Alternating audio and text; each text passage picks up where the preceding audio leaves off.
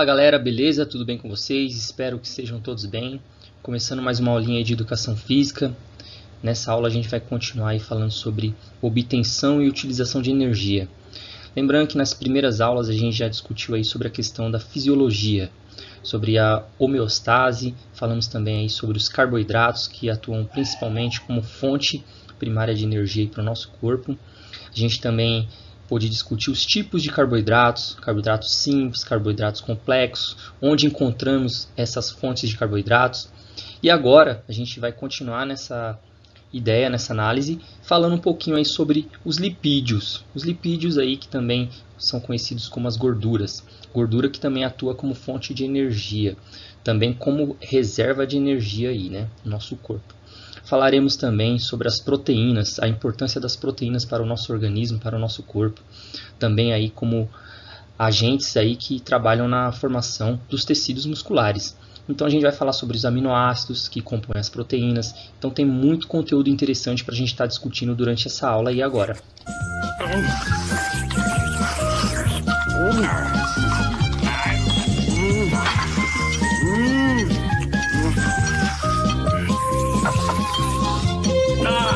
Isso tá uma delícia!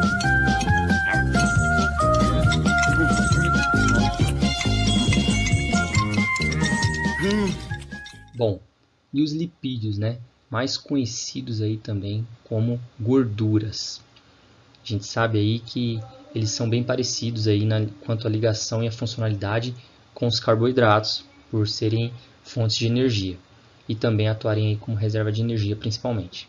Bom, uma molécula de lipídio possui os mesmos elementos estruturais da molécula de carboidrato, ou seja, carbono, hidrogênio e oxigênio, mas difere de maneira significativa pela ligação de seus átomos. E dessa maneira a gente encontra em quais fontes de alimentos os lipídios ou as gorduras.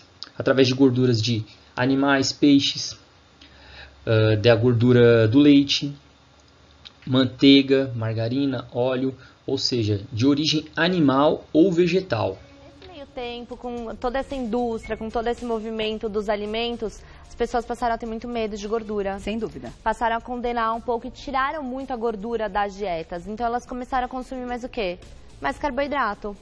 Muito mais. Então a base alimentar das pessoas acabou se tornando o quê? Carboidratos ao invés das gorduras. Os lipídios são formados a partir de ligações de átomos de carbono, hidrogênio e oxigênio. Os lipídios são facilmente armazenados no corpo e servem como fonte de combustível, fonte de energia. Então, os lipídios, a nossa gordura que é estocada, é utilizada aí também como fonte de energia. Você já deve ter ouvido falar em placas de gordura que entopem as artérias e provocam infarto. Mas essas placas, chamadas de ateromas, não são formadas só por gordura. Por diversos motivos, por exemplo, o excesso de açúcar no sangue, a parede interna das artérias começa a sofrer danos. Essas regiões danificadas tornam-se um local propício para que substâncias que viajam pelo sangue fiquem presas. Colesterol e outras gorduras, cálcio, fibrina e resíduos de células começam a se acumular nesses locais. Com o tempo, o colesterol oxida e isso estimula uma reação do organismo caracterizada pelo envio de células que metabolizam esse colesterol. O problema é que essas células, ao consumir o colesterol, formam placas que tornam a parede da artéria naquela região mais grossa e rígida. Também faz parte do processo a multiplicação de células musculares lisas da própria artéria, que se acumulam sobre a placa e formam um revestimento rígido. Essa placa oferece vários riscos. Ela pode aumentar de tamanho até obstruir completamente a artéria. Ou um coágulo sanguíneo pode aderir à placa e provocar a obstrução. Ou ainda, o revestimento pode se romper e liberar fragmentos de placa que irão viajar pela corrente sanguínea até obstruir uma artéria em outra região. Dependendo do local da obstrução, pode ocorrer um infarto, AVC embolias e outros problemas graves. Mantenha uma dieta equilibrada, uma rotina de exercícios físicos e vá ao médico com regularidade.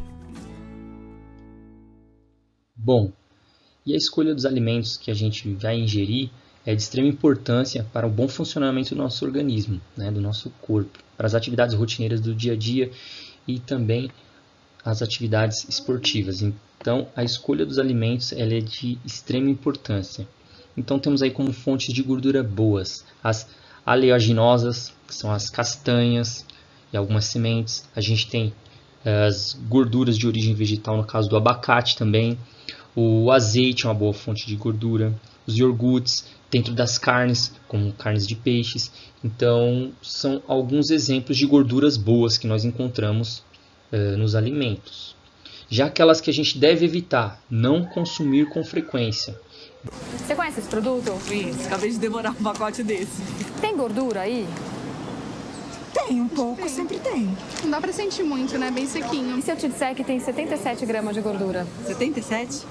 Nesse pacote? Dá pra fazer arroz, feijão, macarrão... Pra semana inteira. Pra semana inteira. Eu fico imaginando quanto eu já consumi de óleo só nessas batatinhas. Tô impressionada. Uma criança comer tudo isso de óleo, né? Quer dizer, um salgadinho. Se ele come dois. Um dia desse eu fui dizer, Breno, isso aí não faz mal. Eles diziam assim, como aquele menino da propaganda estava comendo? Mas se fizesse mal, ele não estava comendo, mãe. Aí como é que eu vou explicar?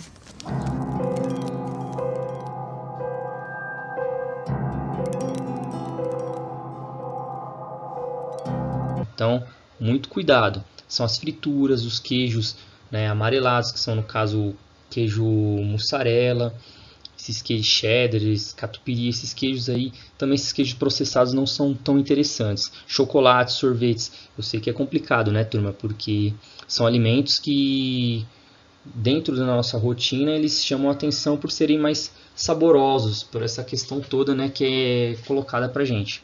Porém, muito cuidado, o consumo excessivo desses tipos de alimento pode trazer um prejuízo aí para a nossa saúde, né? Como a gente viu anteriormente, as fontes boas de gorduras que nós podemos encontrar aí são de origem vegetal, animal, fontes boas, né? O consumo dessas fontes positivas aí nos traz um benefício gigantesco para a saúde. Há importantes funções dos lipídios no organismo, que incluem, dentre todas essas, a gente tem fonte e reserva de energia, proteção dos órgãos vitais, isolamento térmico, carreador de vitaminas, ou seja, encontramos vitaminas importantes aí nas gorduras, a vitamina A, vitamina D, vitamina E, que elas revestem e protegem os órgãos vitais e também atuam aí durante a digestão. Então, a importância de estarmos ingerindo gorduras boas traz uma manutenção e um benefício interessante para o nosso organismo. E dentro da classificação aí das gorduras, nós temos aí os ácidos graxos. Ácidos graxos são ácidos orgânicos formados por longas cadeias de átomos de carbono. São constituintes básicos das gorduras. Bom, e os tipos de ácidos graxos? Vamos lá. Temos aí eles encontrados na sua forma de gordura insaturada, origem vegetal. E aí onde a gente encontra? No abacate, nas castanhas, no azeite. Então é uma fonte de gordura boa. Então e ajuda a reduzir aí o colesterol ruim. Qual que é o colesterol ruim? É o LDL. Então temos aí as fontes boas, fontes de gorduras boas insaturadas. Gordura saturada, que já é aquela de fonte de origem animal, que a gente encontra principalmente nas carnes aí. Então essa fonte de gordura, ela é uma fonte de gordura que aumenta o LDL, o colesterol ruim. Então o que acontece? Alguns cuidados com esse tipo de alimento, não exagerar aí, principalmente nas carnes gordurosas. Já temos que ter mais cuidado ainda com a gordura trans. A gordura trans aí, ela passa por um processo aí químico de hidrogenação, ou seja, esses alimentos eles são processados, ultraprocessados, são alimentos mais perigosos, mais prejudiciais à nossa saúde. Eles aumentam o colesterol ruim, o LDL, e diminuem o colesterol bom, que é o HDL. Então, o cuidado com esses alimentos deve ser redobrado por essas questões. Bom, e as proteínas, que tem um papel aí de construção. Vamos lá. O corpo de um adulto de tamanho médio contém cerca de 10 a 12 kg de proteína, sendo que 6 a 8 kg fica localizada dentro da massa dos músculos esqueléticos. Então, os músculos estriados esqueléticos, esses de contração voluntária. Além disso, aproximadamente 210 gramas de aminoácidos existem na forma livre, principalmente a glutamina, que é o aminoácido-chave com funções que incluem funcionar como combustível às células do sistema imune.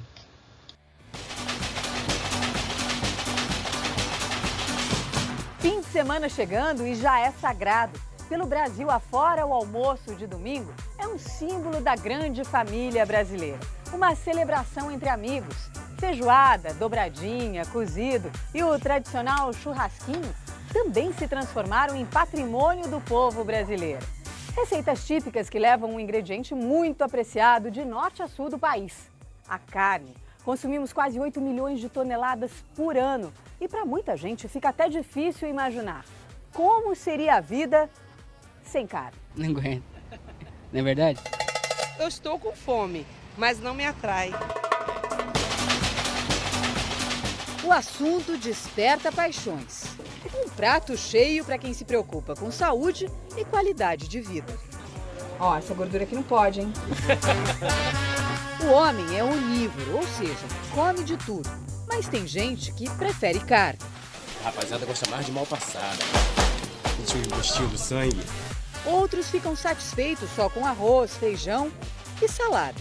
Os mais radicais nem chegam perto do que tem origem animal. A partir do momento em que a gente se deu conta de que a gente protegia alguns animais, como gato, cachorro, e sacrificava outros e usava outros, essa contradição começou a ficar muito forte, muito pesada. Vamos simplificar. Estamos divididos em dois grandes times, carnívoros e vegetarianos.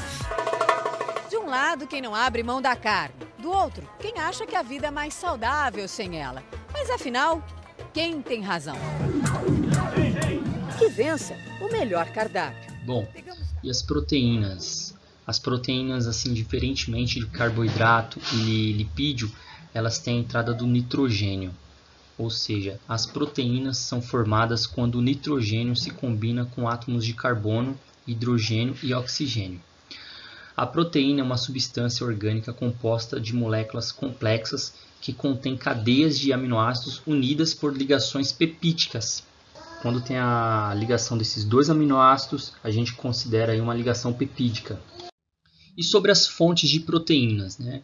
Temos aí como fonte de proteína desde alimentos de origem vegetal, alimentos de origem animal, mas começando aí com 10 alimentos aí de fonte vegetal, onde a gente encontra proteína em abundância. A gente tem 49% no espinafre, 45% no couve, no brócolis 45% também, couve-flor a gente tem 40%, cogumelos 38%, salsa 34%, o pepino aí com 24%, o pimentão com 22%, o repolho com 22% e o tomate com 18% de proteína também.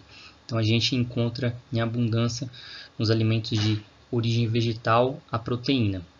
Quando o vegetariano ele diz para sua família, para o seu grupo de amigos que ele vai deixar de comer carne, praticamente tem uma reação bastante forte do sentido de que, bom, você não vai comer mais nada, e agora, o que vai acontecer, né? E aí você começa a perceber que a carne ela é muitas vezes colocada como o alimento central. A senhora acha que quando não tem carne, está faltando alguma coisa? Infelizmente, sim. Infelizmente? Os estudos têm demonstrado claramente, que populações e indivíduos vegetarianos têm menores fatores de risco de doença cardiovascular, assim como menor prevalência da doença já diagnosticada. Se a gente colocar numa balança uma dieta à base de carne, uma dieta vegetariana, o que pesa mais em favor da saúde? Uma dieta vegetariana, desde que equilibrada, protege mais para o coração que uma dieta onívora, sem dúvida. Dieta onívora é quando se come de tudo. Cebola, tomate, pimentão, abobrinha, berinjela. Bom, e nós temos aí também as proteínas de origem animal. E onde a gente encontra esse tipo de proteína? A gente encontra em alguns alimentos, como carne de frango, carne de boi, queijo, peixes. Então a gente tem aqui uma descrição simples aqui da quantidade de proteína que a gente encontra em 100 gramas de cada um desses alimentos. Então, no caso da carne de frango, a gente encontra aí 32,8 gramas de proteína. Carne de vaca, 26 gramas, 0,4 gramas. O queijo, 26 gramas. Salmão, 23 gramas. Tem a pescada, 19 gramas. O ovo, 13 gramas. O iogurte, 4,1 gramas aí. O leite, 3,3 gramas. Então, são alguns exemplos que nós temos aí de alimentos de origem animal, onde a gente encontra uma grande quantidade de proteína.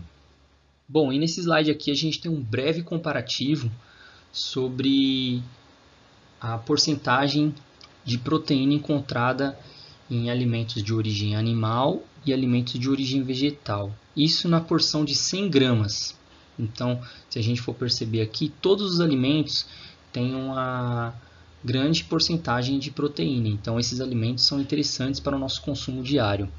Lembrando que a variedade dos alimentos que faz com que a gente tenha a maior absorção de nutrientes necessários para o nosso corpo, desde aminoácidos, vitaminas. Então, quanto mais variedade de alimentos a gente tiver opção de estar ingerindo, melhor para o nosso organismo. Independente se é uma proteína de origem animal ou vegetal, a junção desses alimentos que traz um benefício interessante para a gente. Saber quais são os alimentos mais ricos em proteínas te ajudam não só a variar o cardápio durante a semana para você conseguir ter hipertrofia muscular e secar e emagrecer, mas também é saber que não está só nos alimentos de origem animal a proteína e que se você combinar direitinho os alimentos de origem vegetal, você consegue proteínas de alto valor biológico que cabem no teu bolso e que você mais gosta de comer. A verdade é que os alimentos com mais proteína, com uma proteína mais valiosa, são os alimentos de origem animal. Carne, peixe, ovos, queijo, leite e derivados. Acontece com os derivados do leite, acontece assim. Quanto mais amarelo for o queijo, mais proteína ele tem, mas quanto mais amarelo for o queijo, mais gordura ele tem. Por isso, se você quer um queijo com uma boa quantidade de proteína e pouca gordura, cottage é uma boa opção. Mas esses são os alimentos de origem animal, que tem muita proteína de alto valor biológico. Com os vegetais, os grãos, por exemplo, são riquíssimos em proteína. Lentilhas, feijão, a soja. Mas o truque com os vegetais é combinar de forma correta. Por exemplo, o arroz e o feijão é uma excelente combinação que une os aminoácidos que o arroz não tem, o feijão tem. E quando você combina, você tem um grupo muito grande de aminoácidos que é comparável à carne, à proteína da carne, que é aquela de alto valor biológico, entende? Então, você pode combinar o cogumelo e o brócolis, a lentilha e o arroz, o gergelim e as ervilhas, a quinoa e o milho, e arroz com legumes, por exemplo, arroz com abobrinha, arroz com... Bom, sabemos aí que as proteínas são formadas através de aminoácidos, e esses aminoácidos têm papéis importantes dentro do nosso organismo. Bom, os aminoácidos são pequenas unidades que formam uma proteína, e embora o organismo seja composto de cerca de 250 mil proteínas diferentes, estas são formadas por apenas 20 aminoácidos. E o nosso corpo é capaz de fabricar aí somente 11 deles.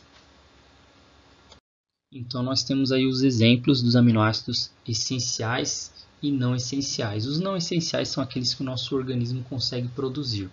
Então, os aminoácidos essenciais, que são aqueles que a gente absorve através da alimentação, a estitina, isoleucina, leucina, lisina, metionina, fenilanina, treonina, triptofano e a valina.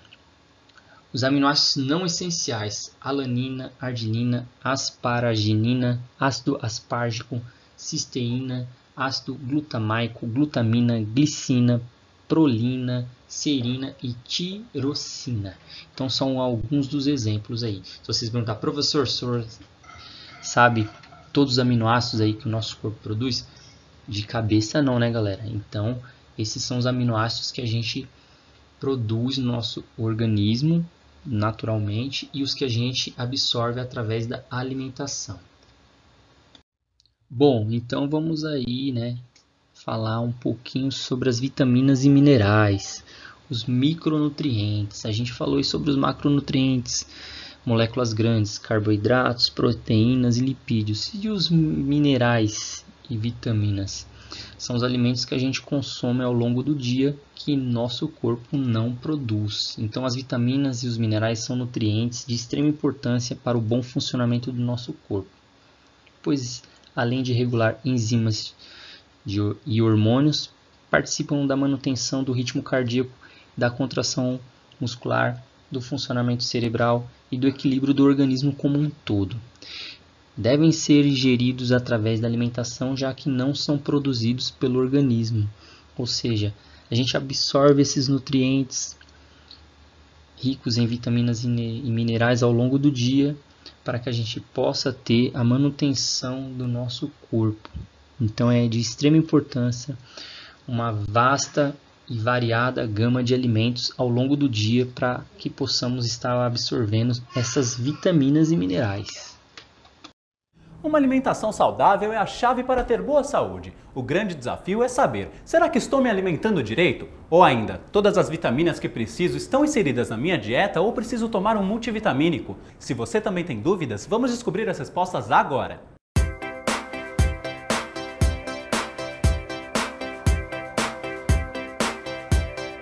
É fácil perceber, muitos brasileiros não têm mesmo bons hábitos alimentares. Frutas, legumes e verduras muitas vezes estão fora do cardápio.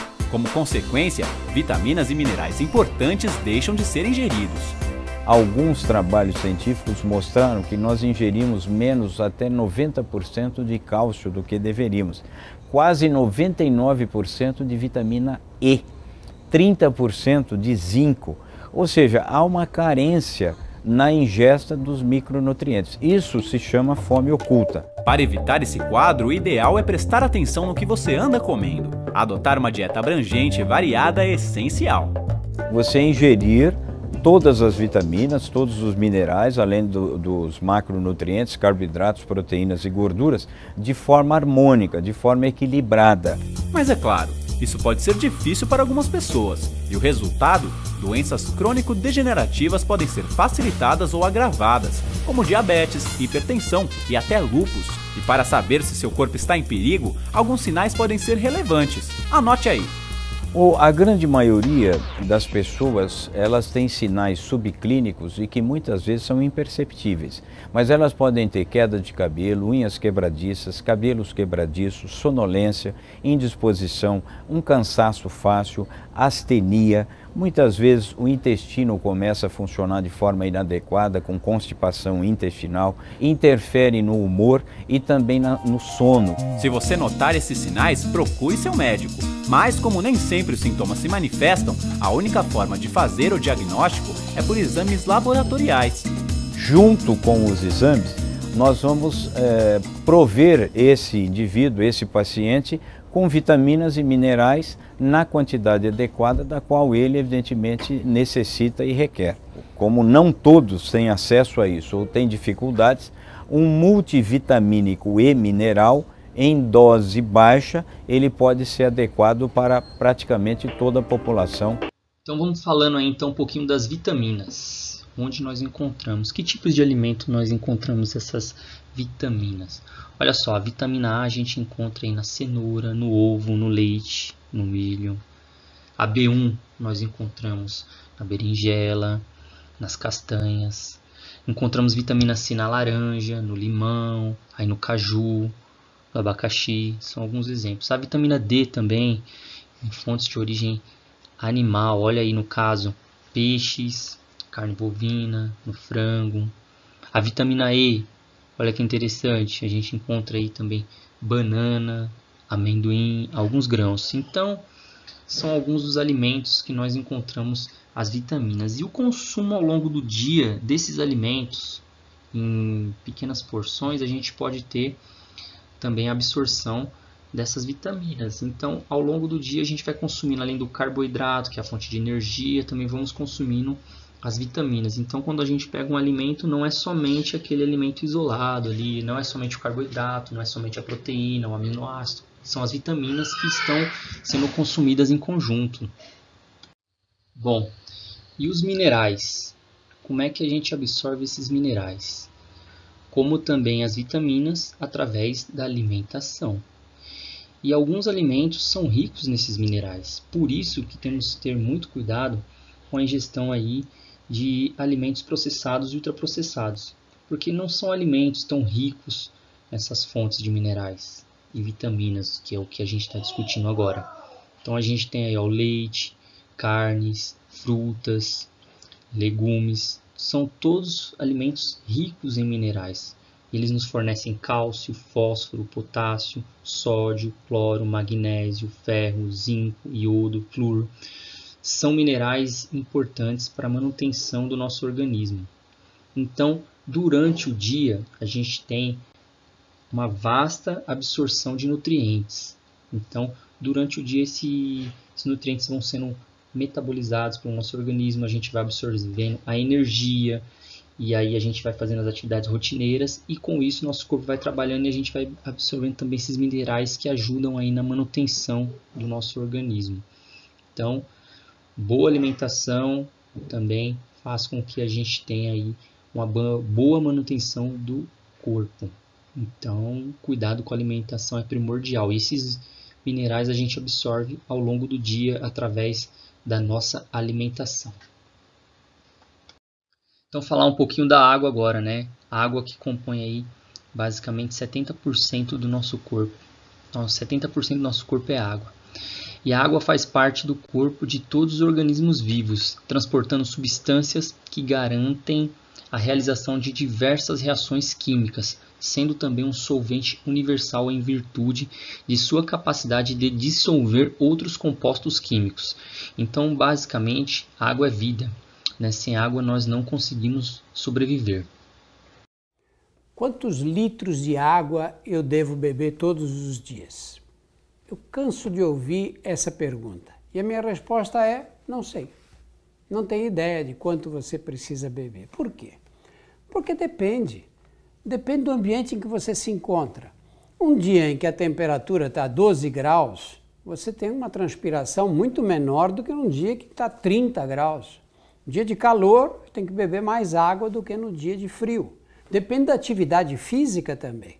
O dia que eu passo o tempo todo sentado no escritório, trabalhando, etc., eu não vou querer ter que beber a mesma quantidade de água do que aquela num dia em que eu estou me movimentando, correndo, fazendo exercício. Quais são os critérios que a gente deve usar para saber quanta água deve ser ingerida? Tem gente que anda com a garrafinha bebendo o tempo todo. Não é bom também, porque você pode causar uma diluição do sangue dessa maneira, aumentando muito a quantidade de água, bebendo muito mais do que aquela que é necessária. Uma regra prática, mais ou menos empírica, é lógico que sujeita a diversos tipos de erro, é olhar a cor da urina.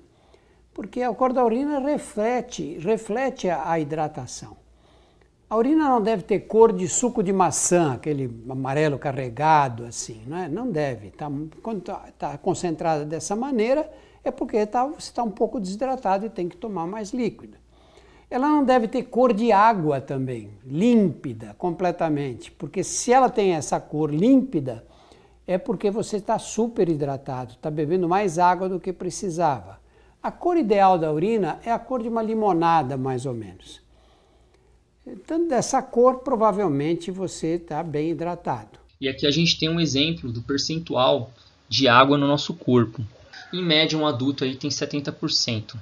Já o idoso, ele tem a diminuição, né? Tem 50% aí de água no corpo. Então, é importantíssimo que nós possamos continuar sempre nos hidratando ao longo do dia, para que a gente possa ter uma boa manutenção dos nossos sistemas orgânicos aí. Então, já que o nosso corpo basicamente é 70% de água, nós temos que estar consumindo água diariamente, porque ela tem inúmeros benefícios e também atua como um agente transportador aí dentro do nosso corpo. Bom, e quilocaloria, né? Chegamos aí na parte final, falando um pouquinho sobre a questão da quilocaloria, que é o valor energético aí dos alimentos. É o valor de energia, porque cada alimento tem uma nomenclatura de quilocaloria. Historicamente, a definição de quilocalorias era a quantidade de energia necessária para elevar 1 grau Celsius a temperatura de 1 grama de água.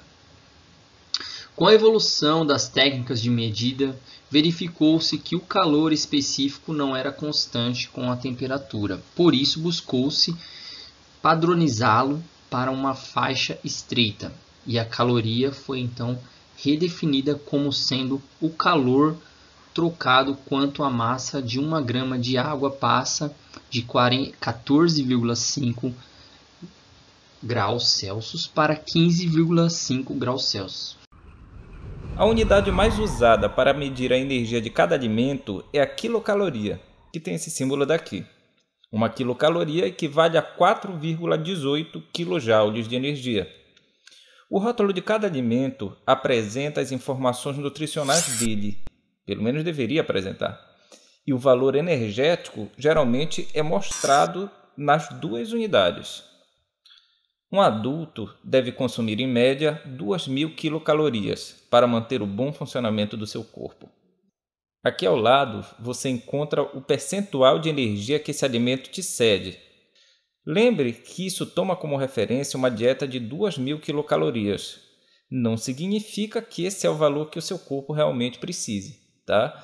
Se uma pessoa quiser engordar, basta ingerir mais energia do que gasta.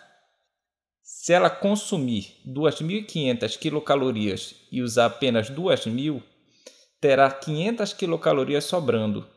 E o corpo humano é capaz de armazenar esta quantidade de energia excedente de várias maneiras, e uma dessas maneiras é na forma de gordura. É por isso que alimentos calóricos tendem a contribuir para o aumento de peso de um indivíduo. A caloria é a unidade de medida que é utilizada para definir o valor energético dos alimentos. Então, para nós, quando nós pegamos uma tabela nutricional, o que nos interessa é o valor de energia contido naquele alimento. Então, a quilocaloria contida naquele alimento.